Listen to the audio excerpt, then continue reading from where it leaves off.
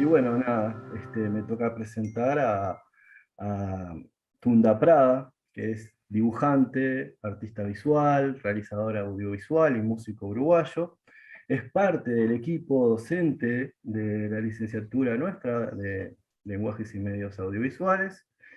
Nada, está el profesor Tunda Prada por ahí, que nos va a presentar la serie animada La Ciudadela, del estudio La Mano.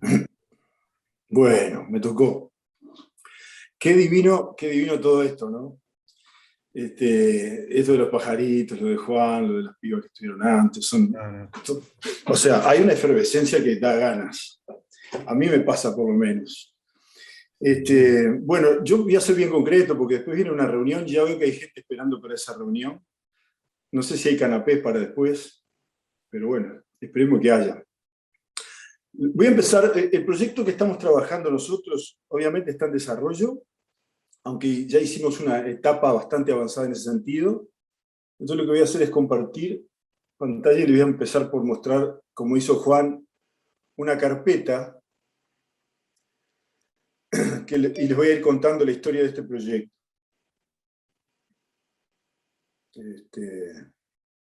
¿Cómo fue?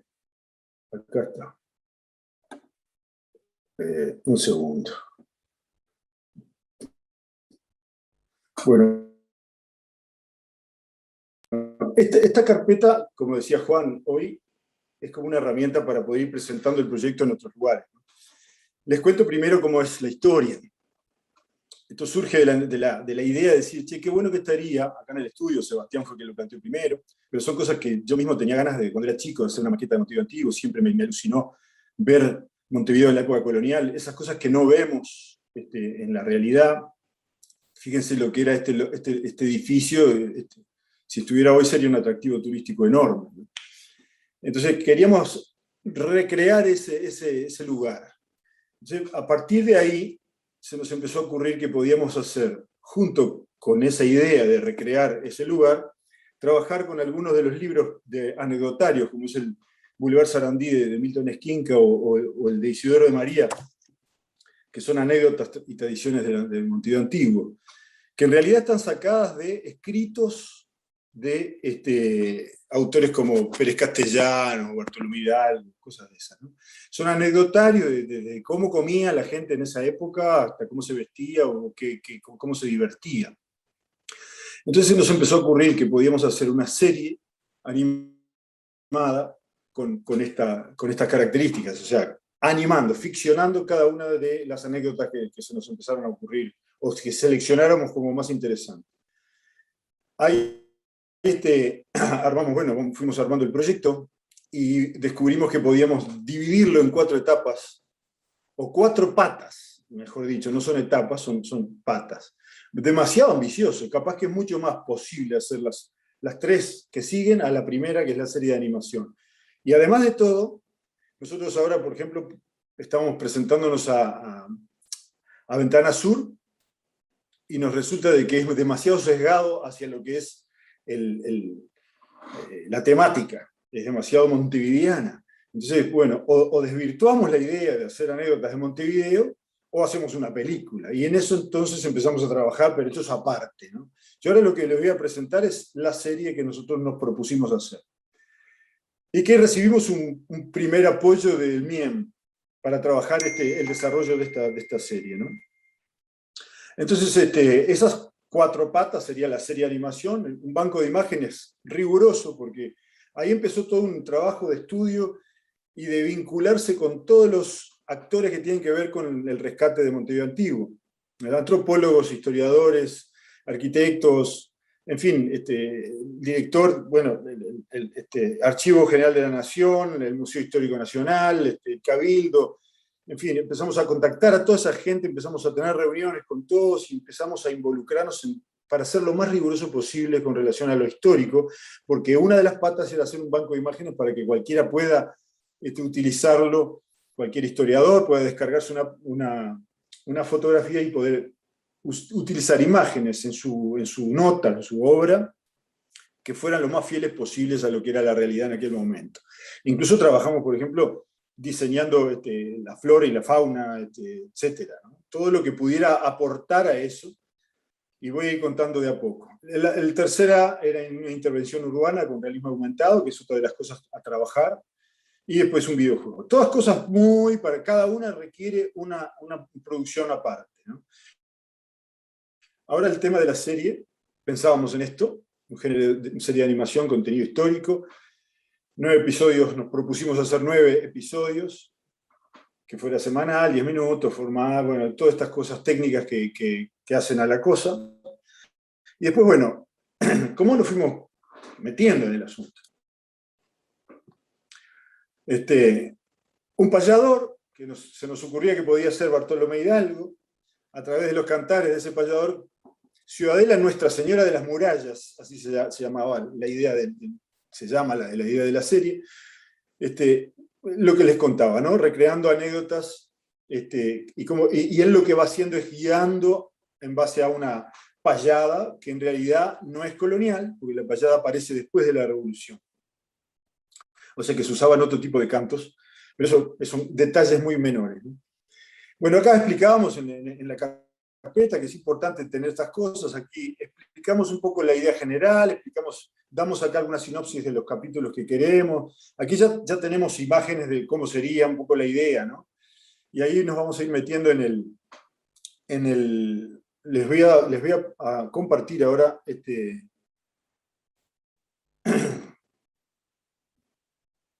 lo que voy a hacer es compartir un reel, making of, para que ustedes vean el proceso, ¿no? Acá, bueno, los escenarios, fuimos armando las ideas, las tomas, los planos que queríamos en base a dibujos, obviamente, primero todo siempre dibujado, tratando de entender un poco la cosa como es. Armamos un mapa de 25 kilómetros cuadrados, trabajamos con un motor de render de videojuegos, el Unreal. Lamentablemente no es el mismo que usamos en facultad, pero nos encaprichamos con eso. Y fuimos recreando Montevideo. Nos basamos en alguna información que tiene el laboratorio de informática de la Facultad de Arquitectura, que ellos tenían un relevamiento hecho del catastro de Capurro, que es el último catastro o el más antiguo de los catastros que tiene Montevideo. Y tienen ahí las medidas de las fachadas, los detalles, además hay un montón de detalles. La Ciudadela, por ejemplo, en el momento que estamos haciendo este capítulo, que estamos acá diseñando, no tenía revoque la iglesia matriz. Después también, por ejemplo, con esa idea de la fidelidad, ahí tenemos los 3 portones, ¿no? La Ciudadela, los 2 portones del norte y del sur. San Pedro y San Juan. Después ver cómo era todo, ¿no? Los tipos de casas, los tipos de paredes, qué tipo de pretiles habían, cosas que ni los historiadores sabían. Teníamos que empezar a trabajar, bueno, a ver, comparar con otras ciudades, comparar también con las cuestiones europeas, ir modelando las molduras. Todo esto nosotros nos propusimos trabajarlo en tercera dimensión, porque nos parecía interesante el tema de trabajar con Unreal, o sea, con un motor de videojuegos, ¿no? De render, porque nos parecía que iba a ser facilísima la cosa. Por supuesto, como decía Alejo hace un rato, nada es fácil y todo empieza que, qué bueno, con esto vamos a romperla y siempre se complica un poco. De cualquier manera, avanzamos. ¿Ven? Ahí tienen imágenes de catastro y ahí recuperando, por ejemplo, en este caso la esquina redonda, que era el primer capítulo que nos íbamos a proponer hacer, que estaba en una calle concreta, en Ituzaingó y Reconquista. Esa casa no está más, pero hay algunas parecidas, porque el tipo impuso lo de la esquina redonda, de la esquina curva, así. Es un almacenero, que la anécdota es esa, después vamos a mirar el corto, ¿no? Pero bueno, para nosotros todo el desafío principal era recrear Montevideo virtualmente, para poder hacer esas otras etapas que queríamos hacer, o esas otras patas del proyecto, tratando de simular todo lo que era el estilo de aquel momento, ¿no? Y así fuimos llegando, incluso, por ejemplo, no sé, la bosta del caballo, las pisadas en los pisos, que los pisos estuvieran sobados por el uso, qué tipo de ornamentas tenían, qué tipo de mobiliario usaba un almacén.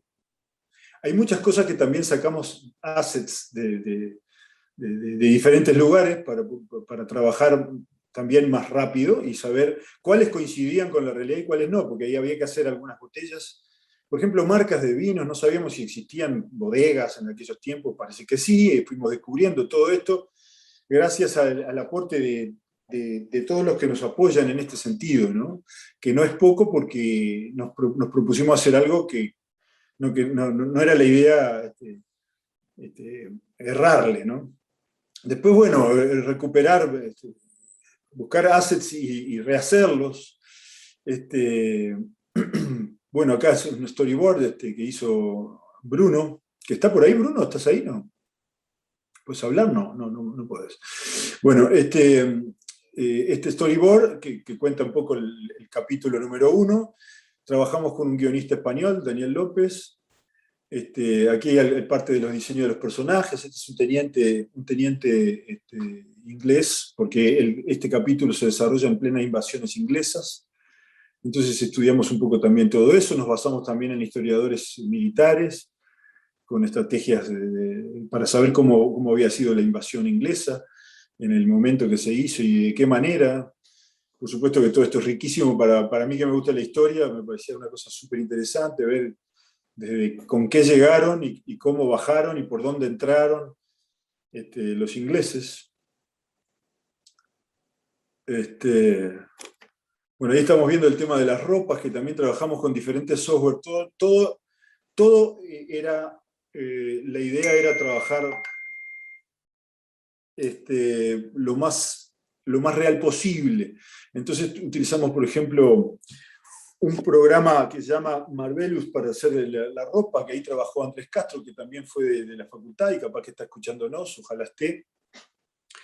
El Marvelous es para hacer justamente ropas reales, ¿no? Es un programa de modistas, pero tiene ya los pesos y los micrones de las telas y todo eso para las caídas y todo eso. Obviamente no solo con eso, porque también se trabajaba con el Substance.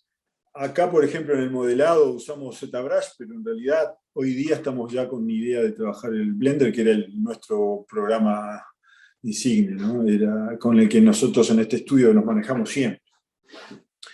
¿Qué más? Bueno, todo el tema de los pelos fue toda una tranza, que íbamos y veníamos, y fueron cosas complejas, de muchas pruebas hasta llegar a resultados lo más parecidos posible.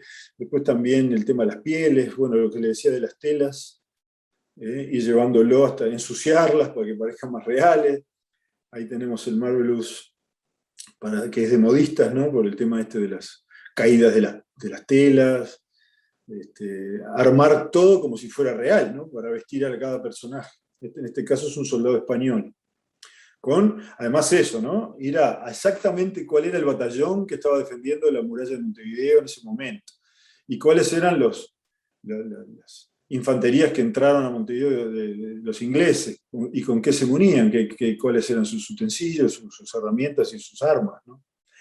En este caso, por ejemplo, compramos un esqueleto de un barco para después vestirlo, para que se parezca a los que realmente llegaron acá. Lo que pasa es que incluso encontramos para poder comprar, pero son muy caros. Entonces, una producción más grande seguramente se puede comprar, porque la Marina, la Real Marina inglesa tiene esas maquetas hechas en tercera dimensión y se pueden comprar.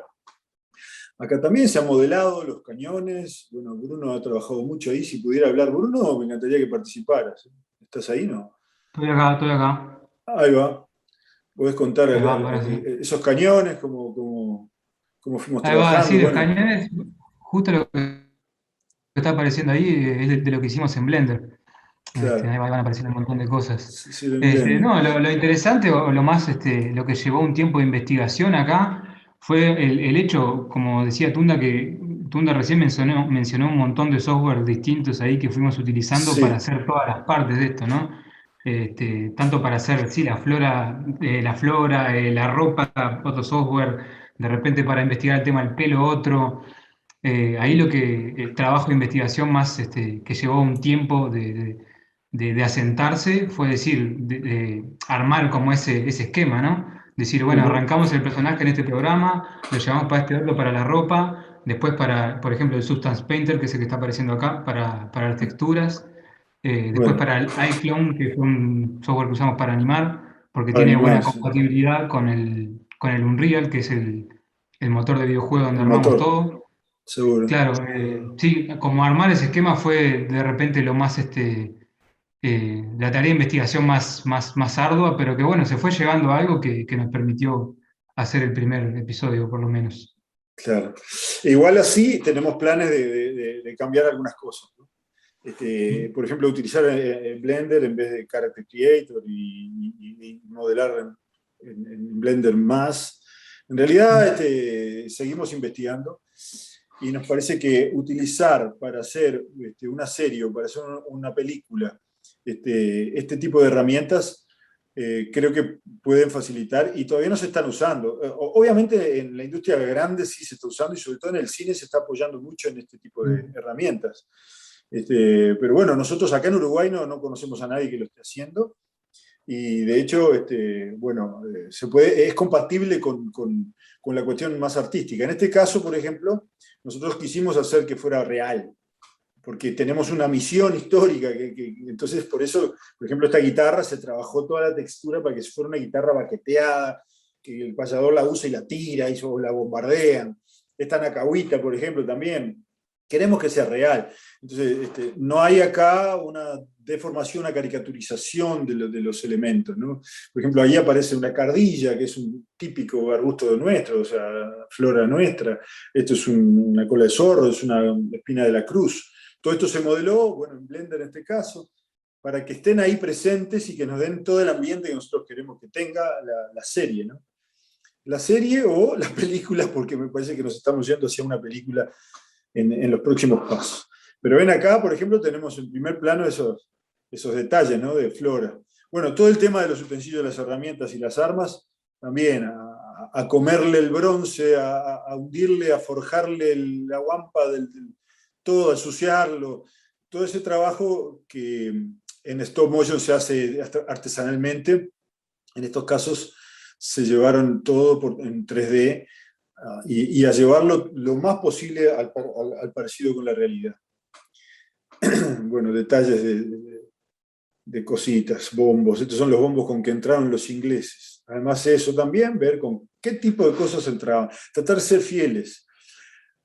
Y van a ver que ahí no está estoy Andrés, mintiendo. haciendo el acting de esta escena. ¡Oh!